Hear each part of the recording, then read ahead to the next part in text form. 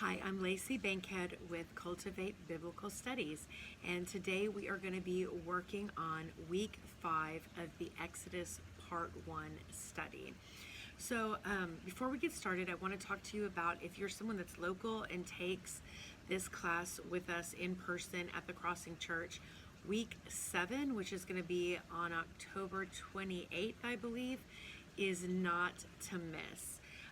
We're going to have a pastor that's going to be coming in from a little bit out of town, and is going to do a Seder with us and answer all the questions that we have about our traditional Jewish Passover. So that's the week we're going to be studying Passover. So he's going to be doing that. So 2 things to keep in mind for that. One is I'm going to put out an email as we get closer for things that he's going to need us to bring. So I'd hope that we could all team up together to bring some individual items to make sure that this goes off without a hitch. And second, this is a dad of 8, and they're living on a pastor's income. So I would love if you would pray about it and think about bringing a cash love offering that we could offer Pastor David as a class corporately, that we could give him a gift offering. So if you would think about that, it doesn't matter if it's $1 or $100, whatever the Lord puts on your heart that you would like to give as a gift. I know it would be really appreciated by him for his time, because he's actually leaving his own church, and he usually teaches a sermon on Wednesday night to specifically come to our church to do this for our group. So let's show him our love and appreciation. So let's get started. So we're going to be starting on page 41, and we're also going to be flipping to page 49 and 50. So have a bookmark in both of those places. If you will pause the video here, this is where you need to familiarize yourself, if you haven't already, with Exodus 7 and 8.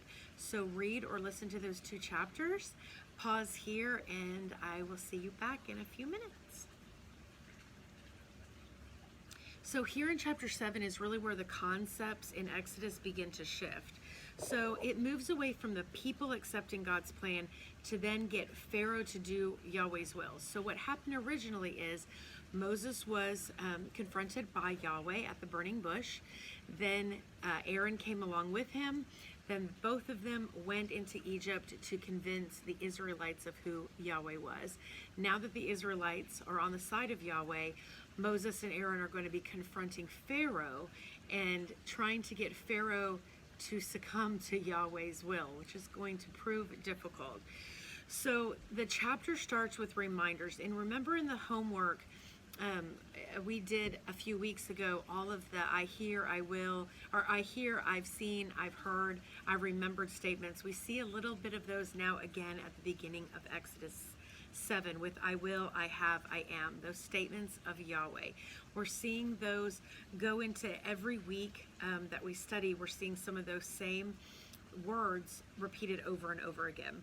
So God is yet again attempting to remove any resistance from Moses to move forward. Moses keeps making complaints and questioning God, and God keeps giving these statements so that Moses will put his trust in Yahweh and just move forward without resistance. So do you see at the beginning of chapter 7, page 41, verse 3, it says, "But I will harden Pharaoh's heart." So there's a lot to learn about what that means, but it's really simple. So I want you to read a short essay from Tim Mackie. Tim Mackie is the founder of the Bible Project. Phenomenal resources. He's the one that did the Yahweh video that taught you about the word study of the name Yahweh that we did a few weeks ago.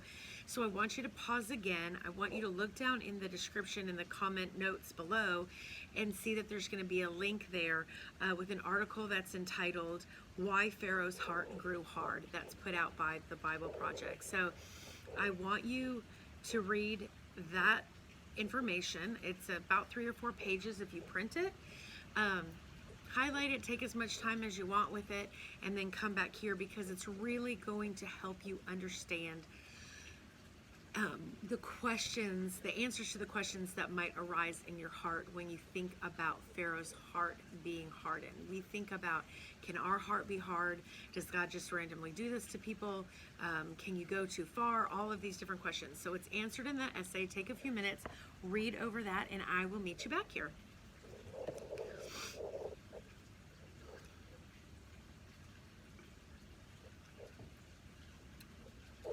So God had warned Moses multiple times in the chapters that we've already studied before that Pharaoh was going to resist letting the Israelites leave Egypt. In Pharaoh's mind, this is just not going to happen. But on verse 3 of page 41, it's the very first place in Scripture that we see three words that we've never seen all together before. Do you see them there at the end of verse 3? It says, I will multiply my signs and wonders.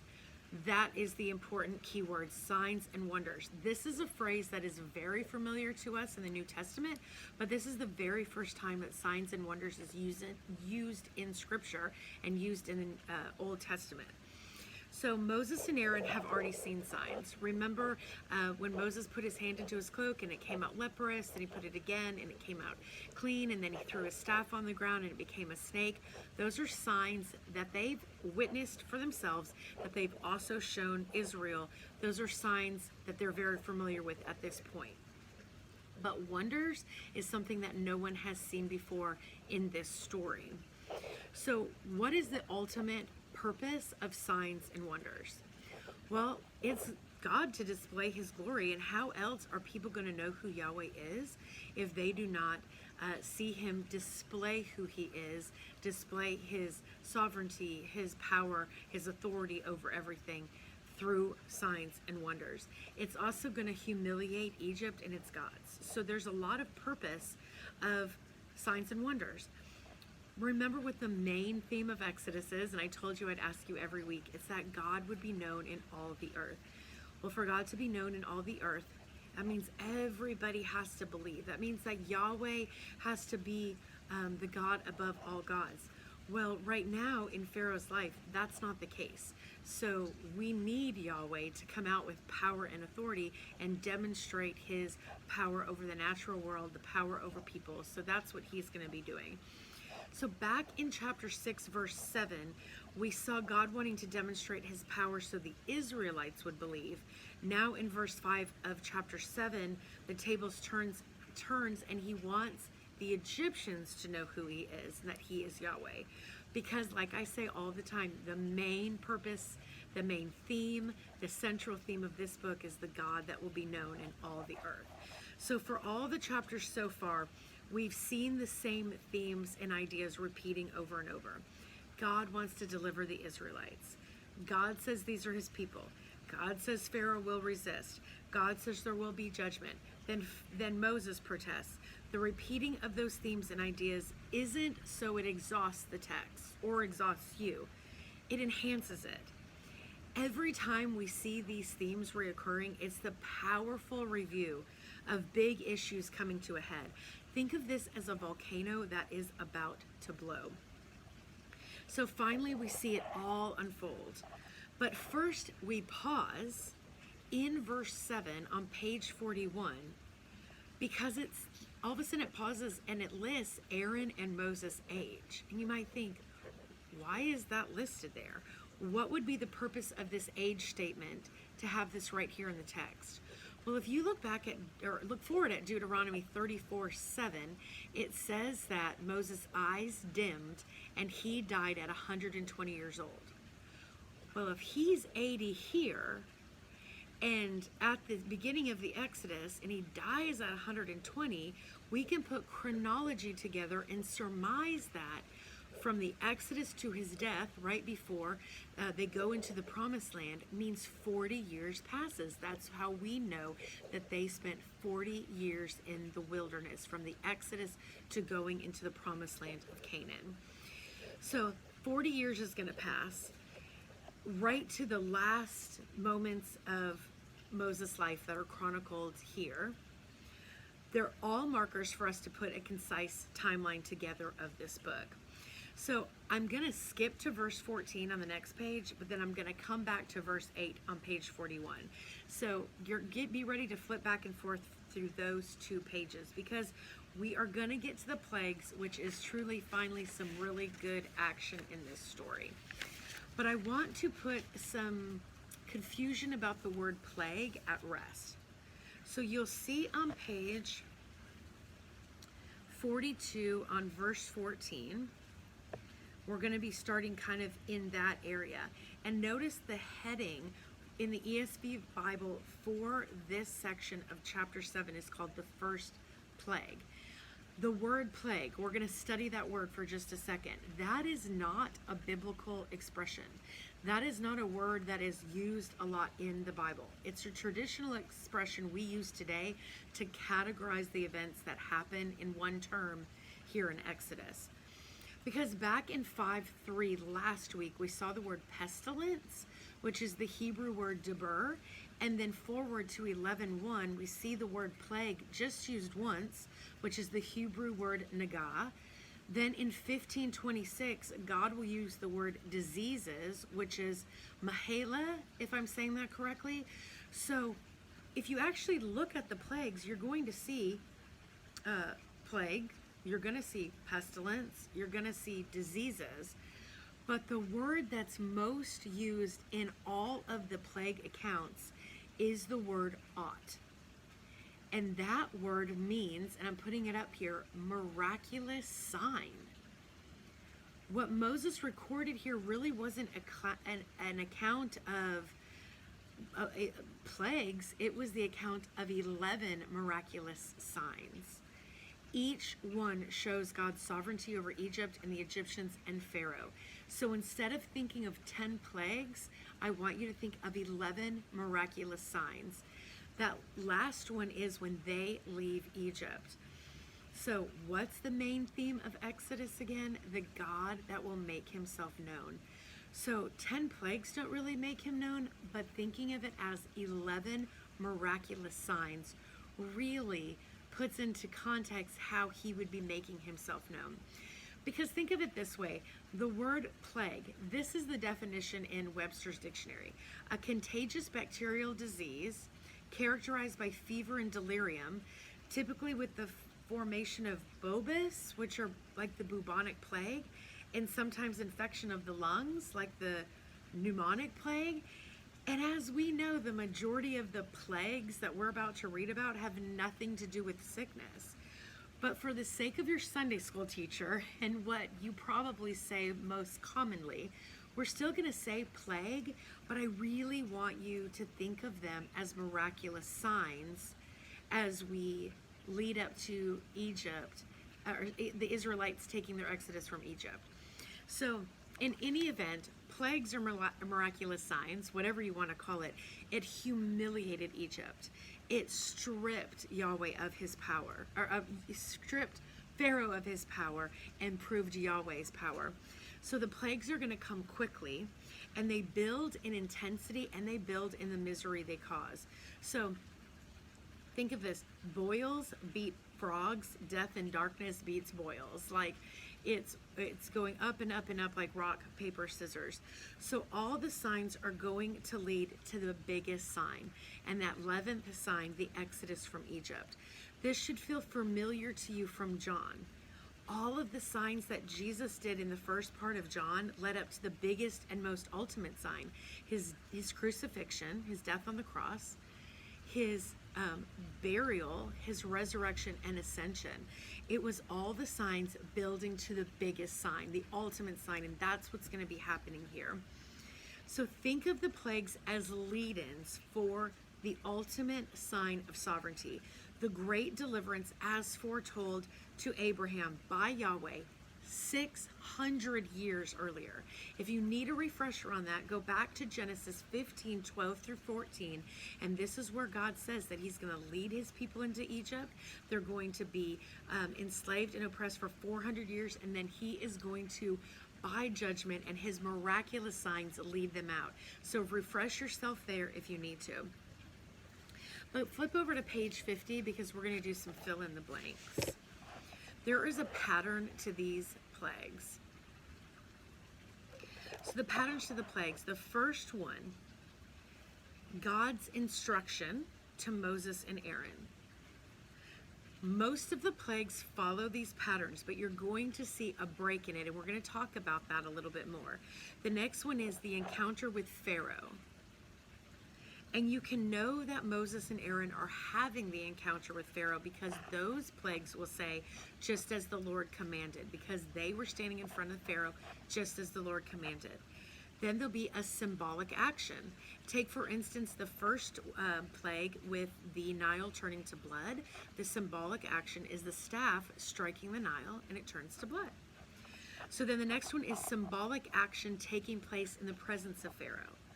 Well, this is, yes, plagues 1 and 3, 5 and 6, and 8 and 9 take place in the presence of Pharaoh. The other ones don't. Every third plague doesn't.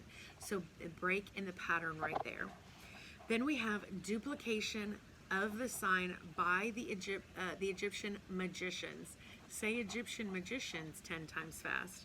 So that's going to be for the first 3 signs only, and we're going to talk about that in this study, why it's the magicians only duplicated the signs in the first 3 and then they were tapped out. So then the very last fill in there for the pattern in the plagues is Pharaoh's heart hardened and does not give in. And that is for every single plague. He's going to do the same thing over and over. Now the 10th and last plague, not the last miraculous sign, but the last plague, the death of the firstborn, it's going to have its own pattern and its own elements. And when we get to that point, we're going to talk about that more in depth. So this brings you back to verse 8. Now that we're ready for the plagues, turn back to verse 8 on page 41. Something happens right before the plagues begin. An enactment of one of the signs Moses had been given to convince the Israelites of his call from God. This sign was also given to Moses for a second reason. Check out Exodus 4:21 on page 25 for that reason. So hold your finger on page 41, flip back over to page 25, and look at verse 21. And the Lord said to Moses, when you go back to Egypt, see that you do before Pharaoh all the miracles I have put in your power. But I will harden his heart, so that he will not let the people go. So the reason that Moses is going to come with these signs, but Moses should already know before these even start that Pharaoh's heart's going to be hardened and that he's going to resist. So the story goes like this in this little portion. Yahweh instructs Moses to go before Pharaoh and ask Aaron to throw down Aaron's staff. Aaron's staff turns into a snake. Pharaoh then has his magicians copy the sign with their secret arts. That's a key word. But Aaron's snake swallows up their snakes. And something that Lisa brought up in class is, in the palace, do they just have a bag or a basket of snakes sitting around? How did the magicians have these snakes on hand to duplicate the trick of turning a staff into a snake? So we're going to talk about that. So in verse 11 on page 41, it says that the Egyptian magicians did the same sign. They threw down their staffs and they all became snakes. This makes people ask a lot of questions. What questions does this make you ask? It made me ask questions like this before I interpreted this and understood it fully. Are there specific signs that can be duplicated by magicians? Did the Egyptians have supernatural powers? Did God give Moses and Aaron too simple of a trick, a task? Was Satan behind the Egyptians' ability to do these things? So I have 4 considerations from commentary that I want you to consider to really understand this verse, how the magicians could copy a sign from God. So number 1, Moses and Aaron were not magicians. What God did through them was genuine. It was supernatural, turning wood into an animal. But on the other hand, the magicians were magicians. So because it says secret arts and trickery, you can assume that they just imitated by magical deception what Aaron had done by divine power. So number 2, the text states in verse 11 that the magicians used the secret arts, which we could describe as trickery rather than supernatural means or the help of Satan. Like they were using secret arts. Think of when you've seen a magic show and they saw a woman in half while she's in the little box, and then the box comes in two and her feet are kicking over here and her head and her arms are waving over here and it's separate. It's all smoke and mirrors. It's all secret arts. It's not really happening. Think of the magicians in Exodus doing the same thing. They're using their secret arts, their magic show. So then in number 3 in verse 12 says that Aaron's snake ate up the others. Did you notice that the magicians did not try to duplicate this? They didn't say, hey, get another bag of snakes in here. Let's see if our snakes will eat up now Aaron's. They didn't try to duplicate the sign. They just tried to kind of make the sign null and void. But their trick got trumped. Clearly the power of God was vastly superior to their limited abilities. And number 4, it's God's purpose to start off small. These pre-plague signs of him using the staff into a snake, it was simply to test the will of Pharaoh, show Moses and Aaron what they were up against. But it says in verse 13 that Pharaoh's heart was still hard. Flip over to page 42. It says, still Pharaoh's heart was hardened and he would not listen to them.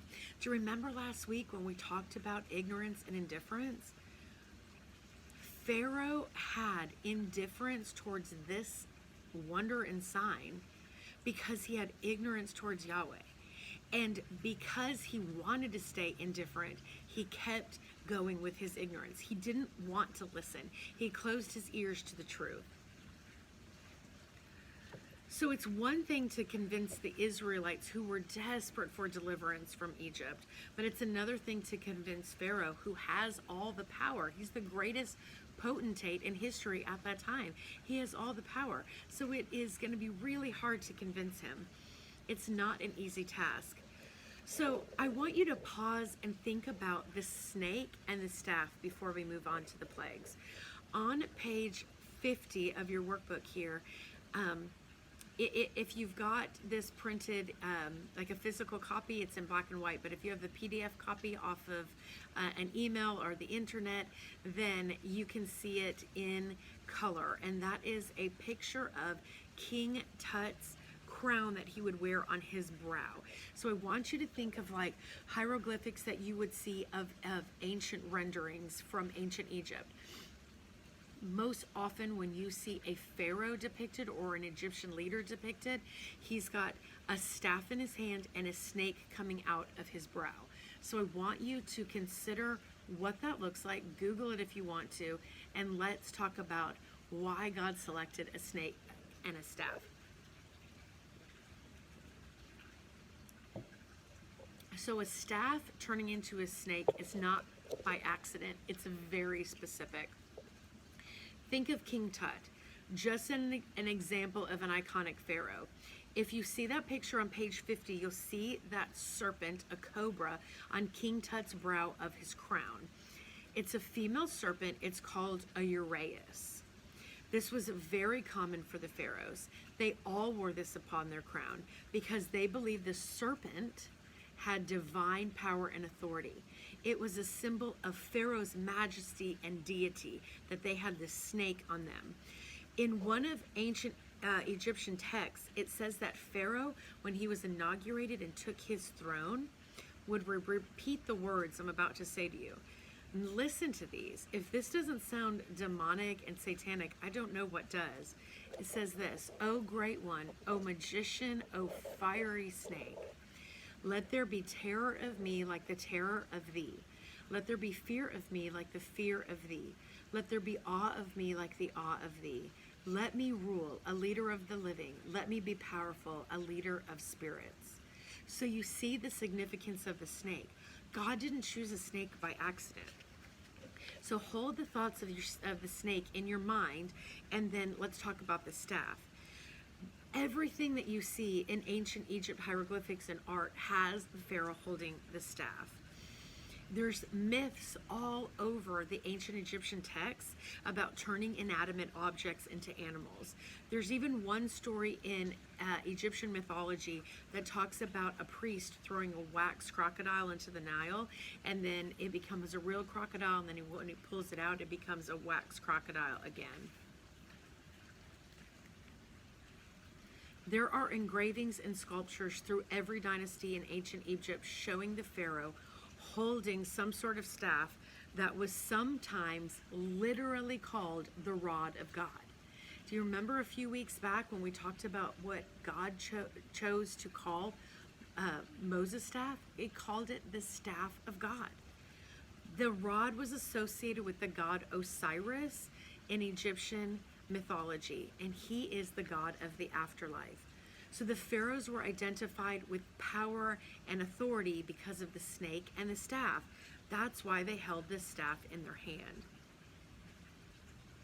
So you see that all of these images, from the staff to the snake, were potent images in ancient Egypt. It's not by accident that Aaron has a staff and he throws it down, it becomes a snake. It's not an accident that the staff that Aaron holds, a representation of Yahweh's power, eats the Egyptian staff, the representation of Pharaoh's power and authority. What we see here in living color is God's power over nature, Pharaoh, Egypt, and all of Egypt's gods. It must have been a striking display of Yahweh's power. It's not a bridge building diplomatic exercise, but a shocking display of Yahweh to Egypt. I mean, that's one of the things that you see and you go home and you think about when you go to bed and you tell your spouse about, man, today this is what happened in the Egyptian palace. The imagery would not have been lost upon the Egyptians.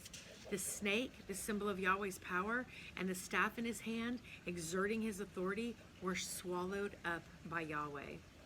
Yet still Pharaoh's heart remains hardened. Like hardened steel, nothing was going to penetrate it. So as God promised, the plagues begin, because he says these are coming. There's a simple mnemonic device that I am going to put on the screen right now from Sunday school that I remember to help you remember the order of the plagues. If you can remember the sentence, you can remember the plague order. Here we go. Be forever grateful for lasagna because haggis looks definitely disgusting. So you see those words start with B, F, G, F, L, B, H, L, D, D. And that's how you remember blood, frogs, gnats, flies, livestock, boils, hail, locusts, darkness, and death. So after reading through all of the plagues, I thought, gosh, there is a lot going on. What is the main point? I want you to remember what the main point of the plagues is, because there's so much detail and it gets so horrendous, we can really lose sight of the main central point here. The main point is traced through all of the chapters that we've already covered. It started in chapter 3. It's the theme of the entire book. God wants to make himself known. And if Pharaoh's not going to listen, then he is going to show up big time to get Pharaoh's attention. So in verse 14 and 22 on page 42, tell us that God knew what was going on in Pharaoh's heart. And Moses is starting to understand this too. Pharaoh is resistant. He's not going to be moved easily, even by the supernatural. So here we are with the first shot being fired across Egypt's bow. The Nile gets turned to blood. Well, I've got another link down below. I want you to look a little bit about the Nile because this is important to our study. And I want you to think back about when Moses' mother put Moses in the basket of the Nile and why Pharaoh's daughter was at the Nile bathing instead of the palace baths, and the significance of the Nile. So check out the link below. Take a minute. I think it's a 4 or 5 minute video. Listen and learn about the incredible source of life that the Nile brings to Egypt and Africa. And then I'll see you back in a second.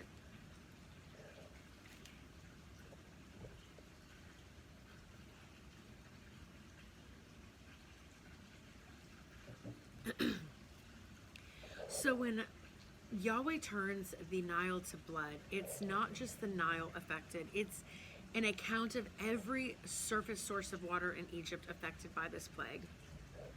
In verse 21, on page 42, it says that there was blood everywhere in Egypt. No one could escape the effects.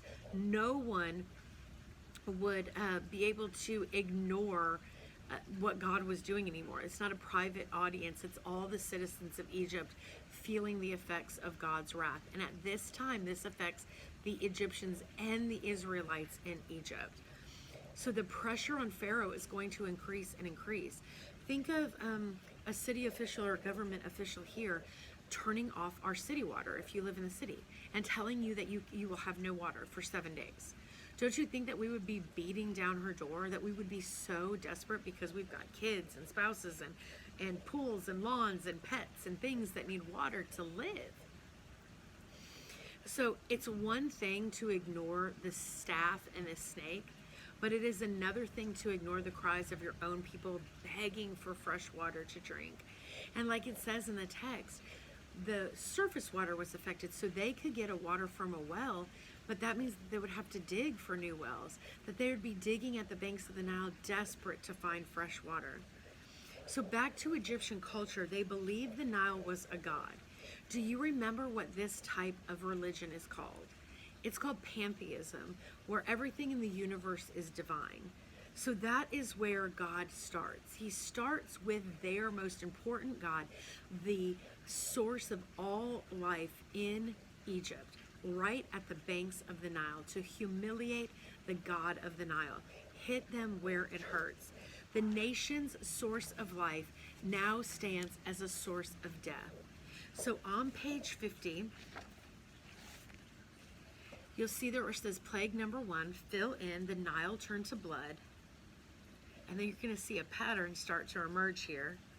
The fill-ins are the sovereign power of Yahweh versus the subordinate impotence of the Nile. The Nile, where they get their source of life, is impotent against Yahweh's power. So when Yahweh tells Moses, Pharaoh's heart is hardened, he refuses to let the people go, it's another reminder to Moses that Pharaoh's resistance is not a surprise. In Yahweh's omniscience, no one and nothing and none of this is surprising to him at all. So I want you to pause here, and I'm going to put a pattern up on the screen that you're going to start seeing emerge in verse 15 of chapter 7. And I went over this just a few minutes ago, but I want you to write this down in your notes on page 50. So plagues 1, 4, and 7 begin with an outdoor confrontation with Pharaoh. Moses and Aaron have a confrontation. It's outdoors. Plagues 2, 5, and 8 begin with the courtyard confrontation. They're actually in the palace courts. And then plague 3, 6, and 9, there's no confrontation at all. So notice this skips. It's 1, 2, 3, 4, 5, 6, 7, 8, 9. They're going to go over this pattern. So in light of the specific plague's nature, is it apropos that the first one takes place outdoor on the banks of the Nile? Yeah, God is about to demonstrate his sovereignty over the river, over nature. That was Egypt's greatest landmark. It's still their greatest landmark besides the pyramids, and it's their special source of life, as we saw from the video you just watched. So, of course, this is a demonstration outside at the banks of the river in front of Pharaoh. He's got the front row audience view of what's about to happen. So in verse 14 through 19, we see God commands Moses and Aaron on what to do. And then in verse 20 through 25, you see these events are taking place. There's some repetition there. So look on page 42 at verse 20 and 21. It says, Moses and Aaron did as the Lord commanded in the sight of Pharaoh and in the sight of his servants. He lifted up the staff and struck the water in the Nile, and all the water in the Nile turned to blood. And the fish in the Nile died, and the Nile stank, so that the Egyptians could not drink water from the Nile. There was blood throughout all the land. These verses share with us the water turning to blood was immediate, right there at the feet of Pharaoh as he stood on the banks of his most prized river. It had to have an instant effect on him. Pharaoh cannot ignore this one, even though he's really going to try his hardest to. Did you notice in verse 15 and 20 that the staff is making its appearance again? Its testimony to Yahweh's power is growing every single time we see it. Does anyone know where this staff is eventually going to end up, where its final resting place is? Well, if you don't know, I'm going to share it with you. In the Ark of the Covenant. And we're going to really be studying that in part 2. But in that Ark of the Covenant is really some really cool things. And no one knows where the Ark of the Covenant is. There is a jar of manna in there, still preserved. There is Aaron's staff. And there is Moses and Aaron's staff, which is going to bud. And also the 10 Commandments. So notice in verse 16 where God says, "But so far you have not obeyed." Yahweh was determined to bring Pharaoh into submission and to teach Pharaoh of Yahweh's greatness and exclusive power, not just his name. Pharaoh knows his full name now. It's Yahweh. But now he needs to understand the full story, like we talked about a few weeks ago. He's going to learn that the full story through part of Yahweh that is judgment and wrath, because Yahweh has a huge story, a full story. If you read Knowledge of the Holy about the attributes of God, you find so many vast, infinite things there is to learn about God. But Pharaoh's going to see the side of God that is wrath and judgment. Because Pharaoh won't listen, we're going to see again and again the same pattern. Pharaoh's heart is hard and he's not going to submit. There will be a mechanism of punishment every time, the staff and then the punishment. In this case, the water turns to blood. Everything in the water dies. The water stinks. Think about dead fish and old blood. That mix has got to be so nasty. The water becomes undrinkable. God wants Pharaoh to know this is not about Moses. This is about Yahweh, the King of the universe. He's not going to be made known. He's not going to be ignored, and he will be made known. So here we are again. The Egyptian magicians copy the same thing, but on a trick level. They somehow get a little bit of fresh water and they magically turn it to blood. Maybe they colored the water, I'm not sure. But did you notice they don't have the capacity to change water to blood as Yahweh can? And did you also notice that the magicians don't try to undo the havoc on the Nile? Why not? Well, nothing can reverse God's actions or his word. His word never returns to him void. What he says always happens. What he intends to do through his actions always come to fruition. So no one can undo the havoc on the Nile. The magicians don't even try. That is way out of their skill set. But the tricks the magicians do have their effect on Pharaoh. His heart remains hard. He doesn't budge. Magic undermined the credibility of reality to Pharaoh. And he felt that this was an excuse to continue to hold the people. But this was no trick of Yahweh. Every Egyptian desperately digging a well for untainted pure water over those 7 days knew it too. Verse 25 on page 43 says, a full 7 days passed after the Lord struck the Nile. That's a long time without fresh water. Think of it like Hurricane Ike. When Hurricane Ike came through, in my specific neighborhood, we didn't have electricity for 15 days. When my neighbor called me at work to say that electricity had been restored, I cried. I couldn't believe we were going to go home to electricity. We had been living off of a generator running a little fan in the fridge for so long. A wrench had been thrown in our way of living. Everything in our lives, the way it operated, had come to a grinding halt. That sure got our attention, and it kept our attention. It's the same with the Egyptians here. They recognize what's going on, but their leader will not bend. I wonder if they thought, surely he will listen. We don't have any water to drink, the most basic resource for human life. Surely there won't be something worse than this, but there certainly was. So did you notice anything in the New Testament that parallels this first plague? Well, I want to read to you 2 places, and I'm going to put them on the screen. If you want to get your Bible out, we're going to go to John 2, 1 through 3. And we're also going to go all the way to the last book of the Bible called Revelation. And we're going to look at chapter 16, verse 3 through 9.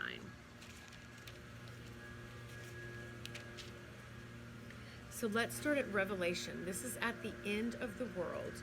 This is at the end of everything as we know it before we go to heaven. So Revelation 16, start at verse 3. The second angel poured out his bowl into the sea, and it became like the blood of a corpse, and everything living died that was in the sea.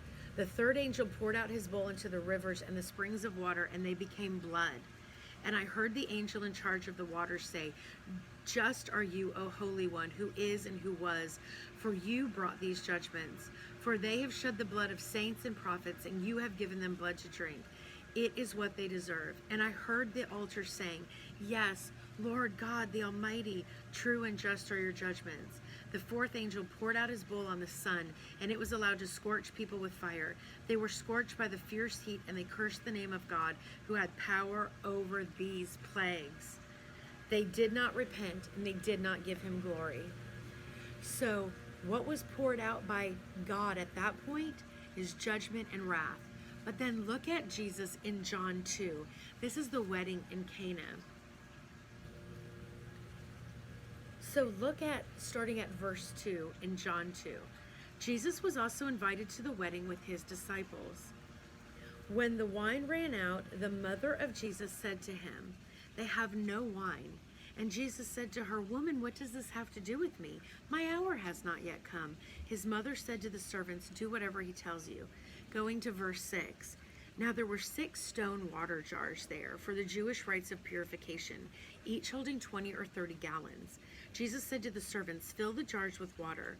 And they filled them up to the brim. And he said to them, "Now draw some out and take it to the master of the feast." So they took it.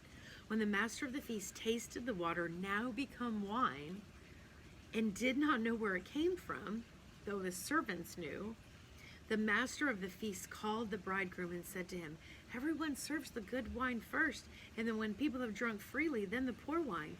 But you have kept the good wine until now." This was the very first of the signs that Jesus did in Cana in Galilee, and manifested his glory, and the disciples believed in him. So, even though I can't go into depth with Revelation and John at this point, I want you not to miss something. The God of judgment, who pours out his wrath upon the wicked by turning water to blood at the end of the earth in Revelation, is also the same God of mirth and of mercy, who pours out the very best for his people, his guests. This is our God, a God that makes himself known in so many multiple ways. One side of him shown to those who harden his heart towards him, and another side, the mirth and mercy, that are for people that know him, his people. Our God is a God of sign and wonders. Will you experience plagues of wrath in your life because you won't turn to him? Or will you, friend, believe him and give him glory and see the attributes of blessing and mirth and mercy? Because we all drink from one of the cups of the Lord at one time or the other, some to destruction and some to delight. Friend, I hope you choose salvation and a relationship with Jesus Christ so you can drink from the cup of mirth and mercy and blessing and grace. So I want to go now to the next plague on page 43. We're going into Exodus chapter 8, verse 1. 7 full days pass, and the second plague starts. Frogs. Did you notice where the first plague took place? It was outside on the banks of the Nile. Now for the pattern that you just wrote down, the second plague is taking place in the courtyard of Pharaoh at the royal Egyptian palace. Do you think the second plague has any relationship with the first? Are the frogs driven from the polluted waters of the Nile to flood into the city? Or is this Yahweh's sovereign hand over all of his creation?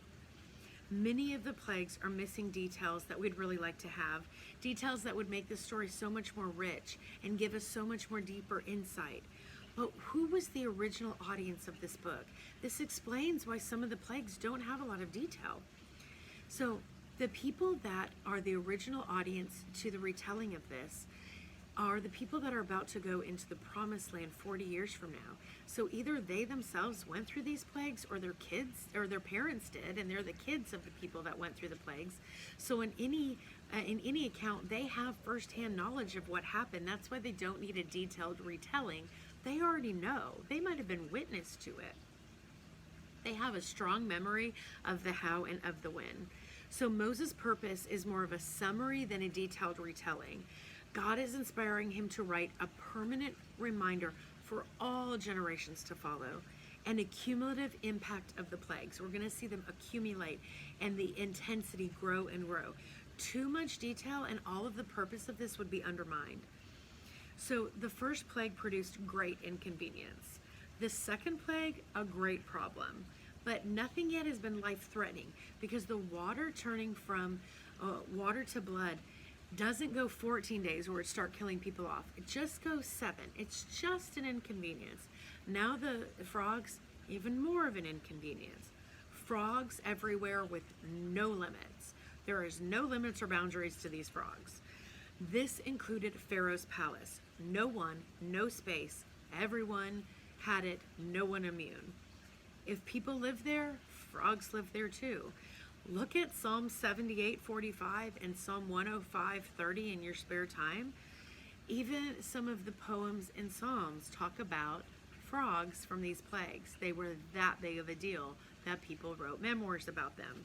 So it must have been really something if people wanted to record the word frogs over and over in their songs.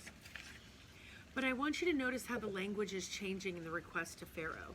It originally went from 3 days in the wilderness with the first sign, and then let the people go out of the land with the first plague, and let the people go serve me in the wilderness, and now in the second plague, let my people go so they'll serve me. What had been expressed in modest, limited wording at the beginning changes wording to the full request to complete, permanent migration and exodus of the Israelite people out of Egypt. So what do you see different in chapter 8 that precedes the request in verse 1? We have a warning now from God through Moses to Pharaoh. Bargaining time is over. The demand for freedom begins. Look at verse 2 in chapter 8. But if you refuse to let them go, behold, I will plague all of your country with frogs. Yahweh is giving Pharaoh straight up fair warning that bargaining is over, and this is what's going to happen if he doesn't relent. Pharaoh is warned. Can you imagine these frogs? The sound of them all day and all night in your home, in your bedroom. So when you get up at night to go to the bathroom, you step on them. And then when you get back in bed, you roll over on them when you're trying to rest. In your oven, in your bowls, so your sanitary cooking abilities would cease forever. If your bowls were full of frogs, what then would be free from the plague? Nothing. So go over to page 50 again. You're writing the same words again. The second plague is frogs, and the sovereign power of Yahweh versus the subordinate impotence of animals. God controls all of his creation. In verse 5 on page 43, did you notice the method of which the frogs would come up out of the waters? That staff. And I thought, if that staff could talk and tell you the stories of what it's seen. Then look at verse 7. But the magicians did the same by their secret arts and made frogs come up out of the land of Egypt. They are just increasing the frog load. Wow, congratulations. Did you notice they aren't making the frogs disappear? They can never reverse God's words or actions. That is a promise in stone. So Pharaoh does something new in verse 8. He asks Moses to plead to the Lord on his behalf to take the frogs away. This is new. He is finally recognizing that Yahweh has power, and he's asking Moses to ask Yahweh to use that power. But there's something I want you not to miss in 8 and 9. Pharaoh gets to choose the time of the frogs' removal. What would be a reason for God letting Pharaoh choose the timing? because he says tomorrow on page 44. So if the king could say when the frogs would go away, he would personally know that the timing was not due to simple consequences, natural processes, or the Egyptian gods, but only due to the sovereignty of Yahweh. I don't want you to miss out on that. If Pharaoh could do anything about it, he would do it. But he asked Yahweh to do something specifically in the timing, and that would prove that Yahweh has complete control and sovereignty over his creation. So on page 44, verse 15 is a stark reminder. There's much more to come before God is finished with Egypt and its king. Here we have Moses, a faithful servant, praying to Yahweh in accordance with the master's will, praying earnestly for a result. But God's not finished with Egypt yet, and he's not finished exerting his power over Pharaoh. We get no indication of how much time elapsed for the third plague to be ushered in, because all of a sudden, in verse 16 on page 44, we have gnats. But I want you to think about the word gnat. You might have an idea in your mind about what gnats are. Gnat can be described as any two-winged biting insect. So it could be mosquitoes, it could be gnats, it could be lice, depending on the translation. In any event, it's a biting insect, so it's not going to be something that's pleasant to deal with. But what's the difference here? Where is Pharaoh? Where are Moses and Aaron? This is on page 44. What's the difference with this plague? And notice this plague is all listed out in just 4 verses. Well, it's not in the morning. It's not in the courtyard. It's not outside. No command to Moses and no demand to Pharaoh. The magicians don't copy this plague, and they even start to believe this is a more powerful God. But what's the same with this plague? Well, the staff is used. Pharaoh's heart is hardened. Miraculous production of a superabundance of an animal. And annoyance to the Egyptians, but still not with serious devastation or death. So on page 50, you're going to write in gnats for this third plague and the sovereign power of Yahweh versus the subordinate impotence of the land. And in verse 19 on page 44, you see that the magicians come up short. Have you ever seen a trick where a magician trains a mosquito? No, I have not either. The magicians confess publicly that this plague is not a trick, but a bona fide miracle. They say this is the finger of God. They can't duplicate it, they can't replicate it, they can't trick you in to thinking that they brought in millions and millions of insects. The magicians weren't confessing their faith in Yahweh, but they were admitting that this plague, this miraculous sign, was divine in origin and it could not be human. So right away we head into the 4th plague, flies. Did you notice how this plague begins? It's following the pattern. Now we go back and it's just like the first plague. Moses goes out to Pharaoh. They're headed to the water. And it can't be lost on Pharaoh that old Moses is waiting at the banks of the Nile River again when it all begins. I keep thinking he's got to be like, oh no, what's going to happen next? Moses demands the people to be let go. And it follows with a warning in verse 20 and 21. It says, rise up early in the morning and present yourself to Pharaoh as he goes out to the water and say to him, thus says the Lord, let my people go that they may serve me. Or else, if you will not let my people go, behold, I will send swarms of flies on you and your servants and your people and into your house, and the houses of the Egyptians shall be filled with swarms of flies, and also the ground on which they stand. But something changes in the next verse. We have a difference. But on that day, I will set apart the land of Goshen. Remember, that's the prime property that the Israelites have been living on since the time of Jacob and Joseph, where my people dwell, so that no swarms of flies shall be there, that you may know that I am Yahweh in the midst of the earth. This is something completely new, a differentiation between what will happen to the Egyptian people and what will happen to the Israelite people. And then this is not just the one time. You're going to see in next week's lessons that the Israelites are always set apart from the Egyptians. God is serious about his chosen people. So Pharaoh responds differently in verse 28. He says, I will let you go to sacrifice to the Lord. Oh, wow, he's letting us go in the wilderness, but you won't go very far. Plead for me. Again, he's asking, plead for me, but he's saying you can go, but not very far. The Israelites could have a holiday in Egypt. He's still negotiating. He's still wanting to bargain. So let's look at the actual plague of flies. Verse 21 is pretty straightforward. The flies will be everywhere, indoors, outdoors, constantly harassing all of Egypt. When it says the ground on which they stand, it's a way of saying to the extent that you won't even be able to put a foot down by taking a step without crushing a lot of these insects. I want you to think, window screens failed to exist at this time. The windows were just openings in the walls. You couldn't eat, you couldn't sleep, you couldn't work because you were covered in flies all the time. Look at the note in verse 24. It says, the land was ruined by swarms of flies.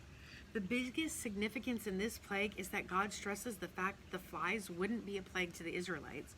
God controls every single aspect of nature, down to who's going to be infested with flies and who is not. Think of this.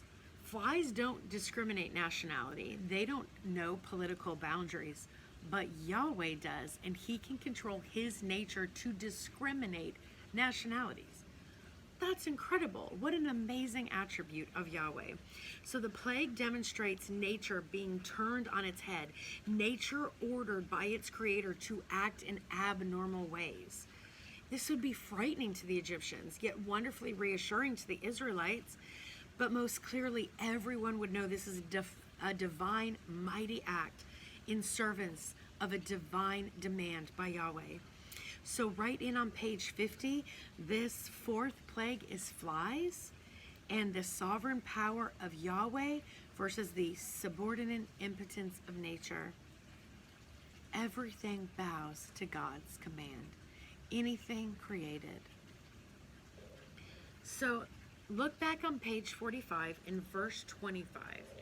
Do you see Pharaoh starting to weaken a little? We don't know how long the flies stay, but at some point Pharaoh said, fine, go. What is different here about Pharaoh's release of the people than verse 8? This time he's more specific. He's now offering a clear, defined option to the Israelites. Pharaoh knew from the beginning that the Israelites wanted more than just a holiday. They were asking to leave Egypt permanently, but Pharaoh is going to test God a little bit more. Moses would never accept an in-country religious holiday. He knows the full plan of God for deliverance. If you want a refresher on that, look back at Exodus 8 and Exodus 3, verse 8 and 10. Did you notice that he has a different response than what you may expect? He responds gently and appropriately, saying, yeah, that's not what we're going to accept. And in verse 27, when you see 3 days journey, remember that's just an idiom from far from here. 3 days walk away. You can walk a long way in 3 days. In verse 28, note something else we really haven't seen, that plead for me. In verse 8 for the frogs and 28 for the flies. In other words, Pharaoh is asking Moses to pray to Yahweh on his behalf. Even Pharaoh is starting to be driven crazy by the flies. In verse 29, Moses accepts this offer. He says, I'm going to plead to you. I'm going to plead to Yahweh on your behalf that the swarms of flies will depart from Pharaoh, from his servants, from his people tomorrow. Only not let Pharaoh cheat again by not letting the people go. He's giving Pharaoh a warning. Don't cheat me again. If you say we're going to go, you better let us go. Moses is operating on faith as regards to God's timing throughout the entire sequence of plagues. By this time, it is pretty obvious to us that one of the things Yahweh accomplished by Pharaoh's heart being hard was to cause Pharaoh to become someone who simply could not be trusted. All of this happened for the good and glory of God. But God doesn't mess around when it comes to his own people. You realize these are God's people. They're his possession. Pharaoh's trying to steal God's people, and they were Yahweh's from the start, from creation, when he set us apart. They belong to him. These are his covenant people, the descendants of Abraham. He made them, he formed them, he created them. I want you to think, if you went to the nursery on church on Sunday, if you have kids in there, and let's say you've got 3 kids that you've given birth to, and you drop them off on Sunday, and then it's time to pick them back up. Are you going to accept just any 3 kids, or do you want your 3 children, and that's who's getting in your minivan to go home? God's the same way. He's not taunted by Pharaoh. These are his people, and he is not leaving Egypt without them. They belong to him. So we're going to watch God do incredible things to get these people out. He's about to make himself known. So while I close up, I want you to think about having a hard heart and a soft heart. And Tim Mackie, in that article you read, really just talks about, if you are even asking this question, if you have a hard heart or could, that probably more than likely means you have a soft heart. Just because you're willing to listen and not be indifferent and not be ignorant and ask that question. But what does God do in the process to keep our hearts soft as we go through life? Well, discipline of following his word, being obedient to him, and suffering. We go through so many hardships. As much as God poured out wrath on the earth, he pours out equal grace and mercy for us. And that's what softens our heart, being the recipient of his grace and mercy during our suffering, in our oppression, and our hardships. His purpose for suffering in our lives is not to vent his anger out on us, but to bring us to repentance and obedience. He uses that suffering and discipline through obedience to make us more like Jesus. And being more like Jesus means we have a soft heart. Friends, I love you. I hope you have a fantastic week. I cannot wait to meet with you again. So just put on your calendar for week 7 to bring a love offering for Pastor David Parrish, that's going to be visiting our class as our guest. And be watching for an email that's going to have some instructions on what we need each person to bring, so that we can make sure we have everything prepared for Pastor David to make a great Passover. I love you. I pray for you. I think about you every single day. I hope you're enjoying this study as much as I am, and I will see you soon. Have a great week.